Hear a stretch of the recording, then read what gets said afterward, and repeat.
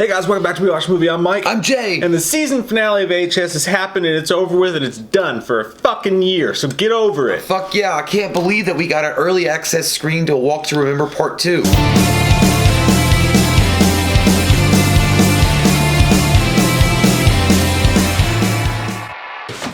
Shit. Wait, wrong movie. Wrong movie. That was weird, man. That ending was fucking All it weird. makes me, I want to call my fucking dad and shop at Hallmark today.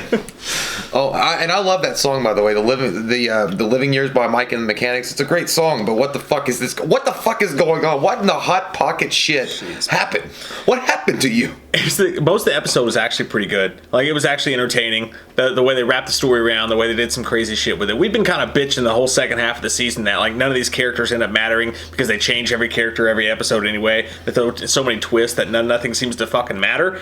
But that being said, the one thing I am pissed about this episode is that they promised us this big bloodbath. We thought when the actual festival happened, people were gonna die. Billy Idol was supposed to be there. There's supposed to be a bunch of bands getting slaughtered. A river of blood. Yeah, Ghostbusters. goddamn bloodbath, and we didn't get that at all. They switched it up on us. This reminds me of Edward Norton in American History X. You start out really angry and aggressive and hating the world, and then at the end you're like, I just want to save everybody. Like, I'm gonna go get a tie on and be clean and nice. Everything is gonna be better and sunshine and delights.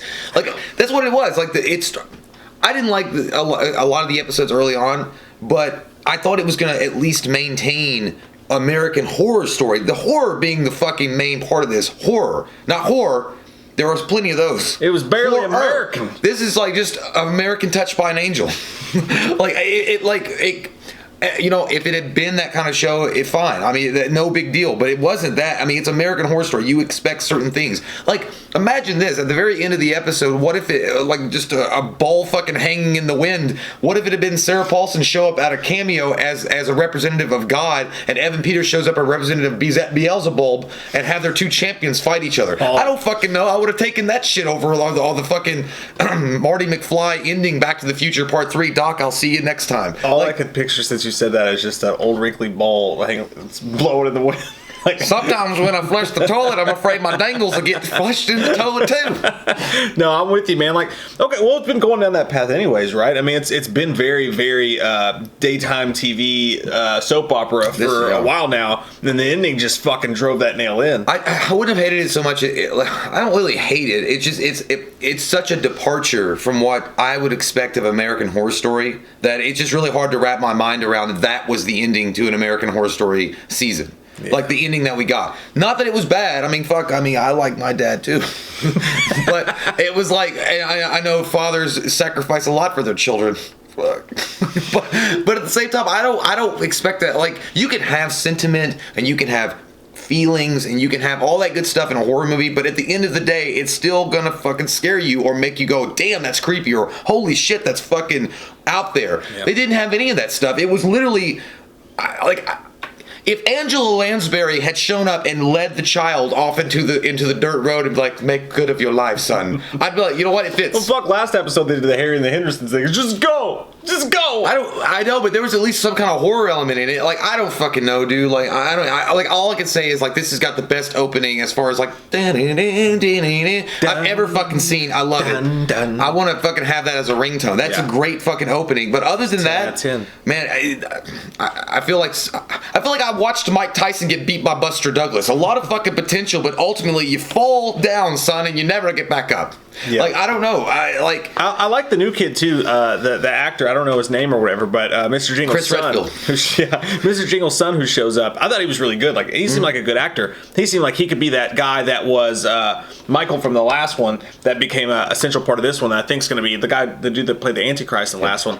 I feel like this guy could be in future episodes too, because I thought he was really good. He had a cool whole thing about him there. But and like one of the best parts about the whole series, even at least these past few episodes, was Dylan McDermott. They like kind of went away, tossed him aside, you know, like stabbed him in the neck, and it was a cool scene or whatever. It's like, you can't die here, and they kick him down the hill.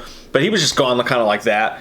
And then I don't know, man. It's overall for the season as a whole, I think it's pretty disappointing when you consider that it's not the worst season of AHS, but when you consider the cool ideas that they had with the 1984 and how badass that opening was, like you said, and the cool slasher tropes that they had going on there, it just turned into a fucking soap opera, and then it ends on that weird note. I'm not even mad that it ended on that weird note, because like I wasn't that into the season anyway by this point. But I thought it could have saved itself. Like, I think it could have done something amazing at the like have Billy Idol fucking cameo in it or some shit. I don't know, like something cool. They could have done. There was a different way they could. They may have not saved the entire season, but they would have made it at least mediocre or memorable in some way or another. Yeah. The only thing memorable in this is that it's cool that it takes place in 1984. It's kind of a slasher film series, and then the opening. For me, overall, that's what makes 1984 memorable to me. And the characters are great, like, and the casting is really well done. I mean, that's always going to be American Horror Story. Like, American Horror Story has some of the best cast ever, hands down. But yeah, man, like, I don't know, like, this season just did not hold up as far as like what I expected to be the end. Or, like, you did get to see Margaret get what was coming to her, and but she really didn't get it because she came back, so she didn't even fucking get a justice. And then what the fuck happened to Ramirez? Like, that fucking asshole still walking around. Like, they didn't even explain. Well, they had to let him go because based on historical records, he fucking, you know what I mean? So, well, that's the thing too. Like, when he gets away at that one point, when he tries to kill the kid, and they're all like killing him or whatever. By the way, why are they all like popping out like angels in the outfield? We're always watching. why wouldn't you just build a cage over instead of having people do shifts and murdering him all day long for the fucking past however many years? Why would you not just build a cage over where he respawns? Because he could have smoked out of it. Because apparently he's got smoke powers too. I don't fucking know, dude. Like, there was so much. Look, I don't know if the writer of this particular episode got really drunk one night and started thinking about all of his lost friends and his bygone youth and how much he missed his dad. And he did coke too and thought about he wished he had his old gremlin back from 1982 and it was like, I'm gonna write the most fucking. And then they're like, you know what, this is really good. Put it through. Just put it through. Like, I don't understand like what really it was a different show altogether. Like, this last episode became a totally different vibe to it. And again, not that I hate those kind of shows, and if it had been a totally different kind of show, I'd been okay with it. But it's American Horror Story, man. Like, you can't be mixing your fucking Fruit Loops with your goddamn oatmeal. That's weird and nasty, okay? And you should be ashamed of yourself, you fucking communist, if you do that. Any horror got replaced with just gratuitous violence. Like, gratuitous violence is fine. It's great. It's fucking wonderful. But the horror element got replaced with it. It was just like, okay, there was people being stabbed in this episode. There was deaths and people getting shot in the head and stabbed and blood and shit. But there was no horror. No. Like as far as like actual like trying to be scary whatsoever, just gone. It has been gone most of the season, but it was really fucking gone with the end, with the way it wrapped up. Yeah, everybody became like I don't know, goddamn outreach Christians or something. Like, they'd all like turned over a new leaf and they're like, we're gonna save you. And then, like, you know, even Dakota hugging Mr. Jingle Jangles Pringle's son, like. I've watched out for you. Like, what the fuck is going on? I leave for 5 minutes and everybody gets delusions of grandeur. I get what happened from the last episode to this episode, you pussies. I felt that in the last episode too, when Mr. Jingles comes back and he's just like, "Oh fuck my son. My little brother's still alive. I'm just gonna go fishing." Yeah. See, I don't understand this sentiment thing that was going on. Like, I get it, and like I said, there's nothing wrong with adding those kind of emotional flavors into a horror movie or horror show. Like, you can definitely have those. I never watched it, but a lot of people say Haunting on Hill House. There's a lot of emotional roller coasters up and down that way, but they maintain the fact that it's still a horror show. Yeah, it's still got that vibe to it that you're like, I'm still watching horror. Sixth Sense is to me still a horror, but with elements of tragedy and emotional pain in it. Yeah.